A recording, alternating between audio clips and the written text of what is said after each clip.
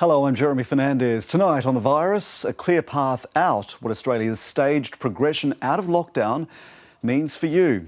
Plus, Putin's power grip slips, how the outbreak is affecting his 20-year rule of Russia. First, though, the nation's leaders have endorsed a timeline to gradually bring Australians together again in larger numbers. It all depends on keeping coronavirus in check, and if it does, empty streets, shops and offices should start to refill. Here's our National Affairs correspondent, Greg Jennett. A small wedding party for 10 in May, a camping adventure in June, maybe even a movie for up to 100 in July. 3 milestones in 3 crucial months, mapping this country's coronavirus comeback. This is the plan for a COVID-safe Australia. It covers 10 slices of life, from shopping to home gatherings, sport, dining and even massage. Step 1 generally limits gatherings in public places to about 10 people and 5 visitors at home. 3 weeks later, Step 2 lifts the numbers in most settings to 20. Then in July, Step 3, allowing gatherings of 100 people and perhaps the return of interstate travel. You can't just go from zero to go in like that, so they have to have that slow process, I guess. Yeah, it's great news. Exercise has been important. People are exercising more now, and I think they'd love to do it together. We've got to start getting things back to normal if we can. Early signs suggest people are ready. You will be seeing more people. You will be connecting with more people. But anxieties are also expected. Because I understand Australians, having been at home for several months, may be a bit cautious. Because casting caution aside brings confidence and consumption, and with that, an estimated 250,000 jobs a month, pulling down the mountain of 1 million unemployed. Success is not being able to stand up every day and say there's 3 cases or 12 cases or 18 cases. Not when you've got 1 million people out of work. That's not success. This Federation 3-step represents Scott Morrison's best effort to rouse the states and territories from COVID hibernation in the quickest possible time. The expectations are clear, but the timing rests with premiers and chief ministers from here. What pressure the Prime Minister can bring to bear is financial. He's reminding everyone that his $200 billion worth of rescue payments are finite. As one government figure puts it, the nature of the Federation is that the states have all the power and we just pick up the bills. Of course, in a crisis like this one, the bills are enormous. So the Commonwealth's negotiating power, considerable. Well, Victoria is one of the states that's holding off implementing this plan. State political reporter Richard Williams says the Premier is staying cautious. Well, Premier Daniel Andrews has always been taken a cautious approach to this whole pandemic, and he said even when there was discussions about these social restrictions being eased, Victoria would not make any decisions until May the 11th, which is on Monday. That's when Victoria's state of emergency provisions expire. The other reason that Victoria is waiting until then, and that's the message from the Premier today, straight after the Prime Minister, the reason they're waiting is because they're doing a big blitz of testing here. Now, over the last fortnight, they've tested 125,000 people at least, on top of the tests they've already done, in an idea to try and get how many cases are actually out there in the community. And they're not counting the Cedar Meats cluster as part of this study. They're trying to know how many unknown cases are out there, which is why they're waiting until Monday, because they're going to assess all this data over the weekend. So what are the principles here that the government's applying in assessing when and how these restrictions will be eased? Well, I think there will be the Premier has said there will be an announcement on Monday and throughout next week about some of these social restrictions being eased. Now, they're not telling us what specifically those restrictions will be eased, because they're still assessing this data, which they're going to continue to do over the weekend. Like I said, they're being very cautious, and they want to make sure there's not a huge amount of community transmission in the community. They are aware of this cluster at the Cedar Meats, and they believe that's sort of contained. Even though those numbers are growing, it's contained. So they really want to make sure that there are less and less community transmissions in the community, so they can be sure that when they do ease some of these social restrictions, they're not running a greater risk of a further outbreak and putting the pressure back on the system, which could, of course, require more shutdowns. I think Victorians are listening, Victorians are acting in the interests of their family and every Victorian family. And I'm very pleased about that. That's what's most important to me. Polling and opinions of, who's popular and who's not. This is a pandemic, right? This is not a popularity contest. It's a pandemic. It's a pandemic, and Victorians should be so proud that all the way through they've done what was required. And so it is clear Victorians are going to have to wait through this weekend until at least Monday to find out how or when their social restrictions will be eased, because it's going to be some time before Victoria implements all of these stage 1 recommendations. Well, one of the architects of the medical guidelines in the plan is the Deputy Chief Medical Officer, Dr. Nick Coatsworth. I put your questions to him, along with our political editor, Andrew Probyn. What are the general principles here that people should consider in seeing the nation out of this crisis? Well, thanks, Jeremy, and I think you've really hit the nail on the head there by talking about general principles. It's the role of the Australian Health Protection Principle Committee to advise National Cabinet based on those general principles, and then for those to be applied around society. And I would say that the main thing to take away is it is slow and cautious, these steps that we're moving through the COVID-19 crisis with those restrictions being lifted. I think the most important ones to reflect on are the number of people that can gather, because of course it is the case that the virus just needs to get from one person to another. So we want to continue to restrict the number of people that can gather together. So we're not going to large gatherings straight away, of course. We're going to gatherings of 10 individuals outside, and you could have 5 people visit you in your own home that aren't from your own household.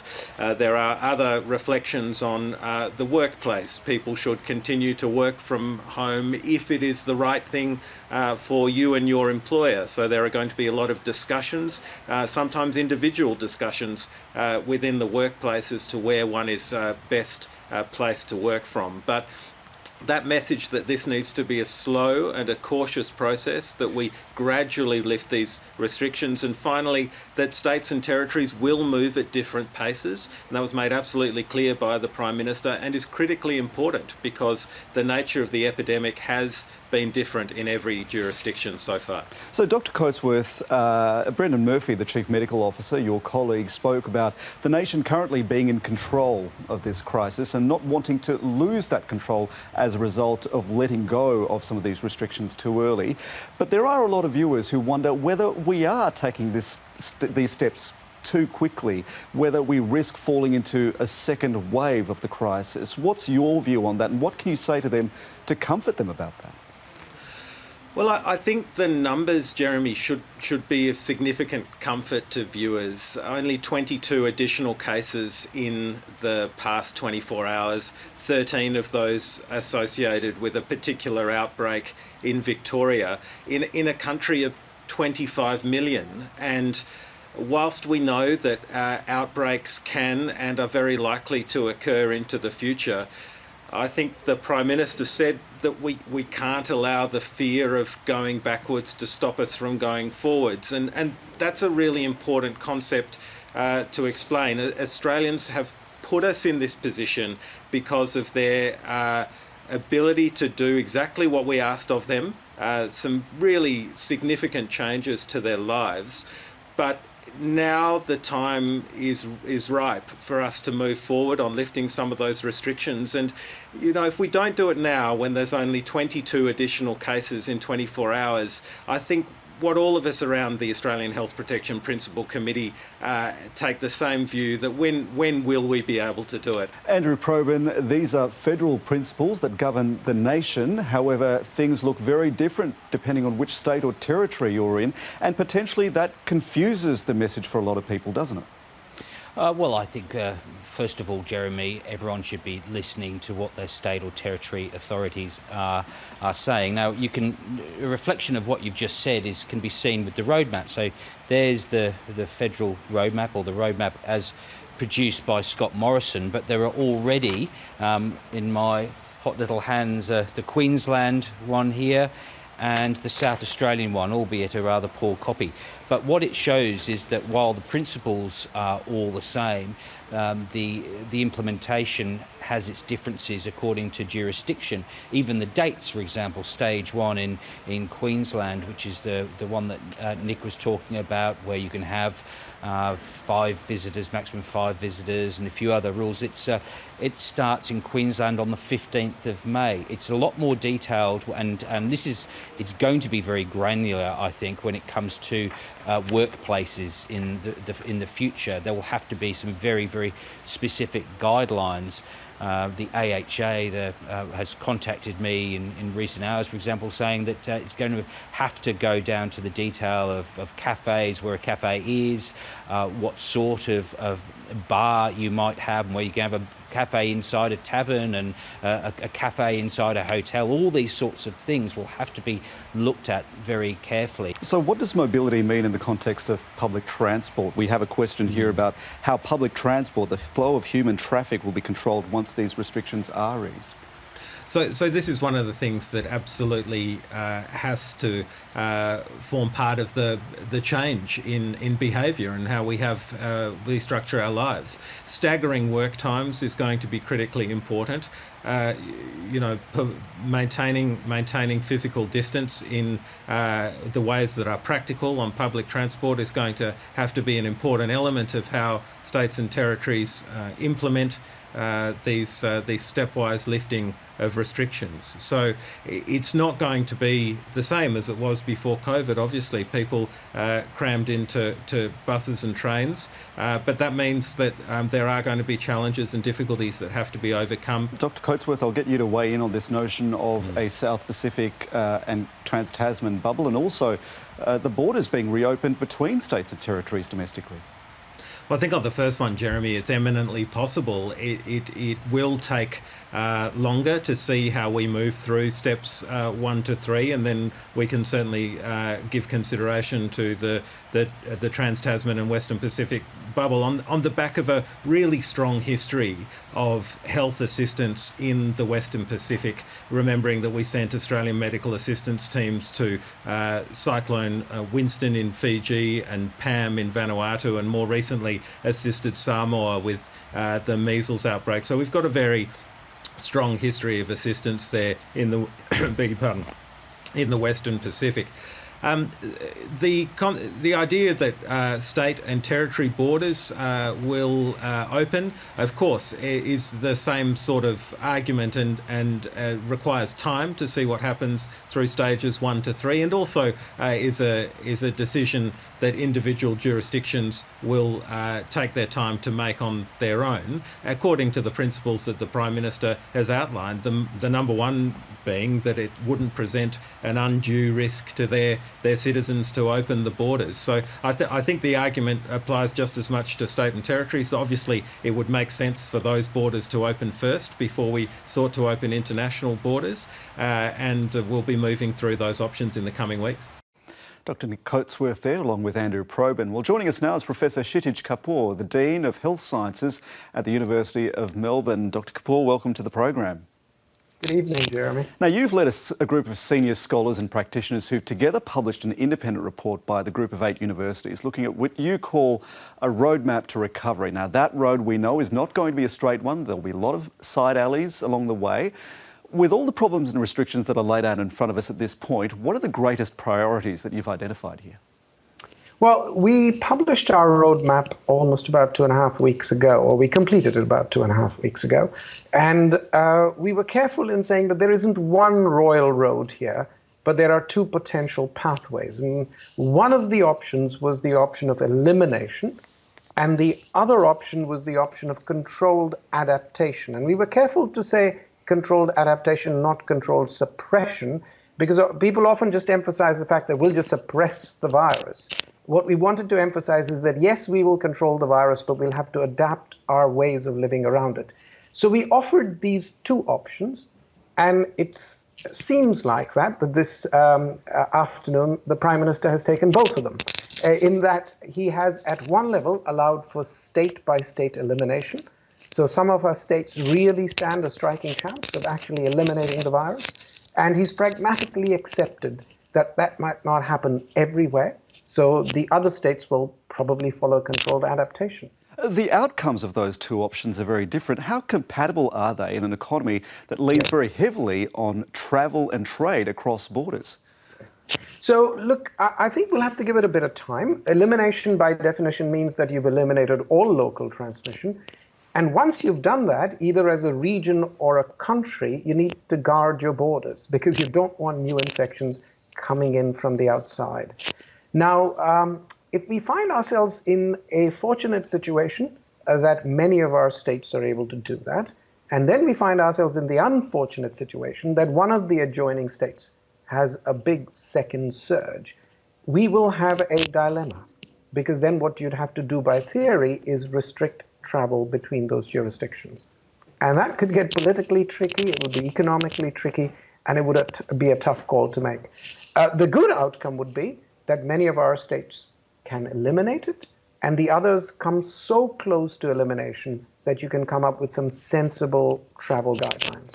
One of the big turnarounds we've seen during this crisis has been the civic engagement that's taken place, which has helped soften some of that initial confusion, especially around the public health messaging. Do you see that as a key plank in all this, that people got on board with that messaging and complied accordingly? And, I think as a nation, we should congratulate ourselves. I am careful in using words congratulations when you're talking about a pandemic, but you can look around the world and not in every nation have the politics, the civic society, and the science come together in a really good troika. And I think we are fortunate that that came together for us.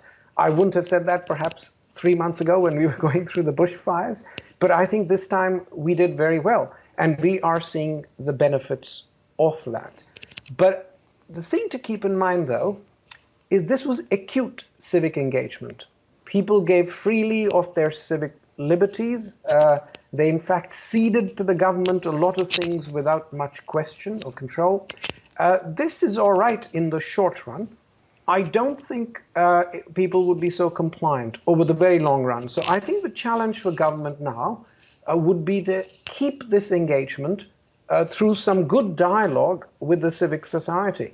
And also the other side of it is that, of course, in emergency times, one cedes a lot of power to government to issue directives, but in the long run, there has to be parliamentary oversight over the entire process. Professor Kshitij Kumar, it's great to have you on the program. Thanks so much for joining us.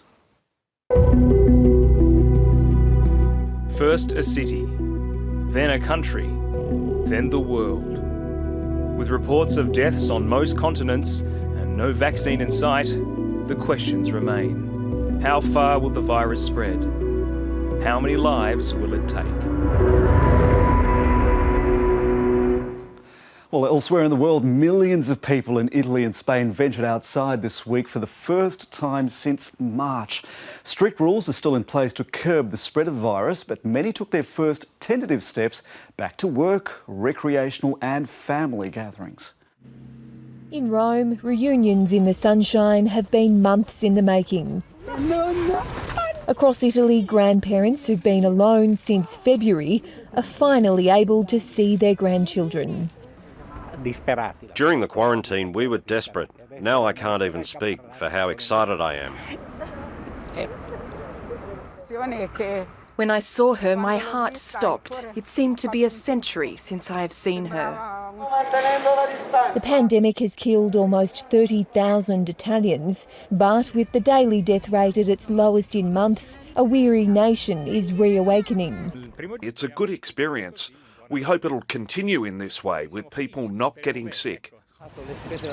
Manufacturing and construction businesses are the first to return to work. Spain too is gradually easing weeks of onerous restrictions.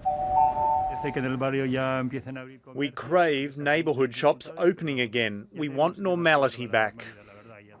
On some Spanish islands, bars and restaurants are opening their doors, but tourists are being tested on arrival. Well, further east in Russia, the country's infection rate is soaring. Critics say the actual toll is likely to be far greater than the official figures suggest. It's created a problem for Vladimir Putin, who had been looking to extend his 20-year rule of the country. The this is not what he wanted. Vladimir Putin planned to cement his 2-decade rule with a grand military parade to mark VE Day. Instead, a new enemy, coronavirus, means it can't take place on the ground. I think that Putin is in a really desperate situation from all different sides. And the way that Putin normally deals with these types of situations is to, be militaristic, to go and attack his neighbors, to threaten people and so on. And all of a sudden they've got to go cancel their military parade. Bill Browder was once the largest foreign investor in Russia. Now the prominent Putin critic says the president's pandemic missteps will come at a very high price. Well, the official numbers are really high, and I'm certain that they're not telling the truth. Officially, the infection rate is more than 165,000, with over 1,500 deaths. The Russian government acted with some delay, and some actions were not reasonable. For weeks, President Putin assured his nation there was nothing to fear, even shaking the hand of an infected doctor and refusing to self-isolate afterwards. But then came this last week. The situation is still very difficult. We are yet to pass the peak of the epidemic. His political agenda's been pushed off course.